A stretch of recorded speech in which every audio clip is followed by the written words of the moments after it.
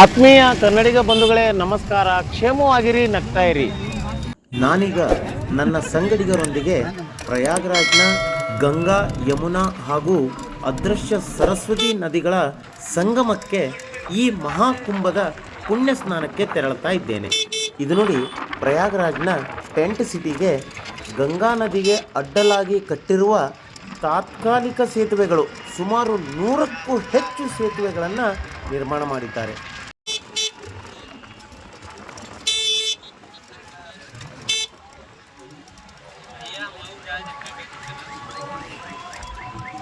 ಸಮಸ್ತ ಕನ್ನಡಿಗರಿಗೆ ಈ ಮಹಾಕುಂಭ ಮೇಳಕ್ಕೆ ಸ್ವಾಗತ, ಸುಸ್ವಾಗತ. ತ್ರಿವೇಣಿ ಸಂಗಮದ ಈ ಮಹಾಕುಂಭದ ಪುಣ್ಯ ಸ್ನಾನಕ್ಕಾಗಿ ಇಲ್ಲಿ ಲಕ್ಷಾಂತರ ಜನ ಸೇರಿದ್ದಾರೆ ನೋಡಿ. ಇಲ್ಲಿಂದ ಸಂಗಮಕ್ಕೆ ಹೋಗಲಿಕ್ಕೆ ಸುಮಾರು 1,20,000 ಬೋಟ್ಗಳನ್ನು ವ್ಯವಸ್ಥೆ ಮಾಡಿದ್ದಾರೆ.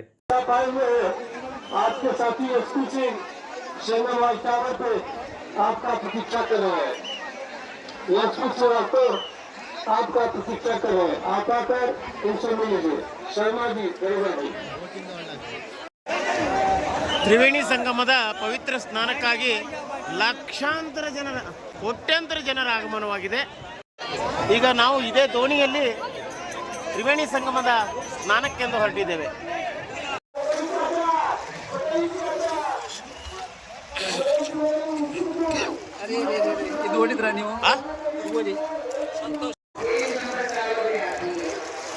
ಇವತ್ತು ಜನಸಂದಣಿ ಹೆಚ್ಚಾಗಿರೋದ್ರಿಂದ ಮೋಟ್ರ್ ಬೋಟ್ಗಳ ಸಂಖ್ಯೆ ತುಂಬ ಕಡಿಮೆ ಇದೆ. ಹಾಗಾಗಿ ಮೋಟ್ರ್ ಬೋಟ್ಗಳು ಸಾಕಾಗದೆ ಈ ಕೈಯಿಂದ ಹುಟ್ಟು ಹಾಕಿ ಚಲಾಯಿಸುವಂಥ ದೋಣಿಯ ವ್ಯವಸ್ಥೆ ಸಹ ಮಾಡಿದ್ದಾರೆ.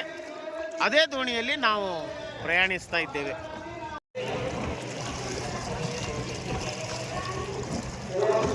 ಈ ದೋಣಿಯಲ್ಲಿ ಹುಟ್ಟು ಹಾಕಲಿಕ್ಕೆ ಒಂದು ಅವಕಾಶ ಸಿಕ್ತು. ಇದೊಂದು ಅತ್ಯಂತ ಮರೆಯಲಾರದ ಕ್ಷಣ.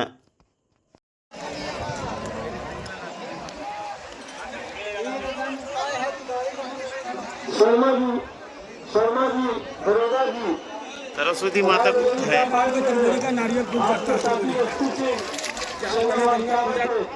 आपका प्रतीक्षा कर रहे हैं, hockey hockey slow hockey hockey hockey. हाँ, आपका प्रतीक्षा कर रहे हैं. आता सर टेंशन नहीं लीजिए.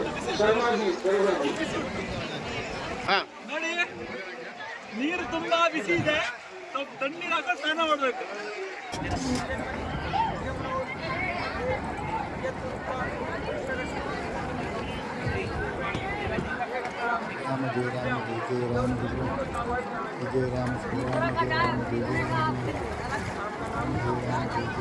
ಈ ಪವಿತ್ರ ತ್ರಿವೇಣಿ ಸಂಗಮದ ಮೃತ್ತಿಕೆಯನ್ನು ಸಂಗ್ರಹ ಮಾಡ್ಕೊಂಡು ಬಂದ್ವಿ.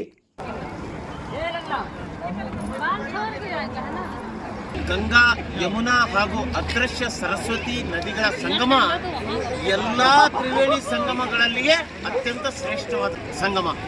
ಯಾಕಂದ್ರೆ ಇಲ್ಲಿ ಅದೃಶ್ಯ ಸರಸ್ವತಿ ನದಿ ಯಾರಿಗೂ ಗೊತ್ತಾಗದ ಹಾಗೆ ಈ ಸಂಗಮದಲ್ಲಿ ಉದ್ಭವ ಆಗ್ತಾಳಂತೆ. ಹಾಗಾಗಿ ಇದು ಅತ್ಯಂತ ಪವಿತ್ರವಾದ ಸಂಗಮ. ಆದ್ದರಿಂದಲೇ ಮಹಾಕುಂಭ ಮೇಳ ಈ ಪ್ರಯಾಗರಾಜ್ನ ಈ ಪುಣ್ಯಭೂಮಿಯಲ್ಲಿ ಮಾತ್ರ ಜರುಗುತ್ತದೆ. ಇಲ್ಲಿ ನೋಡಿ, ನಾನು ಸಂಗಮದ ಸ್ಥಳದಲ್ಲಿ ನಿಂತ್ಕೊಂಡಿದ್ದೇನೆ. ಇಷ್ಟೇ ನೀರಿದೆ ನೋಡಿ, ನೀರಿರೋದೇ ಇಷ್ಟು ದೊಡ್ಡ ನದಿ ಇದು.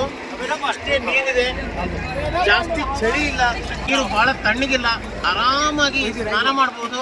ಈ ಪ್ರಯಾಗರಾಜ್ನಲ್ಲಿ ಕೋಲ್ಡ್ ವಾತಾವರಣವೇ ಇಲ್ಲ ಅಂತ ಹೇಳ್ಬೋದು. 14-13 ಡಿಗ್ರಿ ಸೆಂಟಿಗ್ರೇಡ್ ಇದೆ.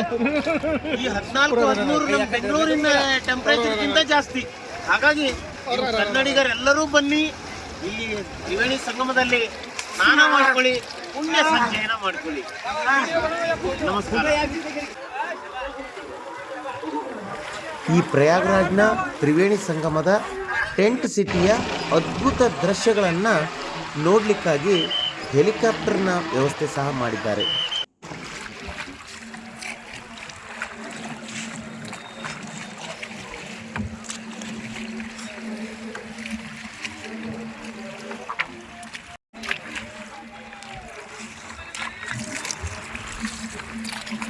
ಇಲ್ಲಿ ಇದು ನೋಡಿ, ಗಂಗಾ ನದಿ ನೀರು ಸ್ವಲ್ಪ ಹಳದಿ ಇದೆ, ಹಾಗೆಯೇ ಯಮುನಾ ನದಿ ನೀರು ನೋಡಿ, ಇದು ಸ್ವಲ್ಪ ನೀಲಿ ಕಲರ್ ಇದೆ. ನಿಜವಾದ ಸಂಗಮ ಈ ರೀತಿ ಕಾಣಿಸುತ್ತೆ ನೋಡಿ. ಇಲ್ಲಿ ಪ್ರಯಾಗ್ರಾಜ್ನ ಫ್ಲೋಟಿಂಗ್ ಕ್ಯಾಂಟೀನ್ ನಮಗೆ ಕಾಶ್ಮೀರದಲ್ಲಿ ಈ ದೃಶ್ಯ ಕಂಡು ಬರ್ತಿತ್ತು, ಆದರೆ ಈಗ ಇಲ್ಲಿ ಪ್ರಯಾಗ್ರಾಜ್ನಲ್ಲಿ ಈ ಫ್ಲೋಟಿಂಗ್ ಕ್ಯಾಂಟೀನ್ ಸಹ ಲಭ್ಯ ಇದೆ ನೋಡಿ. ಈ ಸಂಗಮದಲ್ಲಿನ ಕಡ್ಡಿ ಕಸಗಳನ್ನು ತೆಗಿಲಿಕ್ಕೆ ಒಂದು ವಿಶೇಷವಾದ ಬೋಟ್ನ ವ್ಯವಸ್ಥೆ ಮಾಡಿದ್ದಾರೆ. ಇಲ್ಲಿ ಹಠಯೋಗಿಗಳು ಬಾಬಾಗಳು ಸ್ನಾನ ಮಾಡಿಕೊಂಡು ಒಂದು ಮೆರವಣಿಗೆಯಲ್ಲಿ ತೆರಳ್ತಾ ಇದ್ದಾರೆ. ಆತ್ಮೀಯ ವೀಕ್ಷಕರೇ, ಈ ನನ್ನ ವಿಡಿಯೋದ ಬಗ್ಗೆ ನಿಮ್ಮ ಅನಿಸಿಕೆಗಳನ್ನು ಕಮೆಂಟ್ ಮಾಡಿ, ಹಾಗೆಯೇ ಮರೆಯದೆ ನನ್ನ ಚಾನಲನ್ನು ಸಬ್ಸ್ಕ್ರೈಬ್ ಮಾಡಿ. ನಾಳೆ ಮತ್ತೊಂದು ಹೊಸ ವಿಷಯದೊಂದಿಗೆ, ಹೊಸ ವಿಡಿಯೋದೊಂದಿಗೆ ನಿಮ್ಮ ಮುಂದೆ ಬರ್ತೇನೆ. ಅಲ್ಲಿವರೆಗೂ ಕ್ಷೇಮವಾಗಿರಿ, ನಗ್ತಾ ಇರಿ. ನಮಸ್ಕಾರ.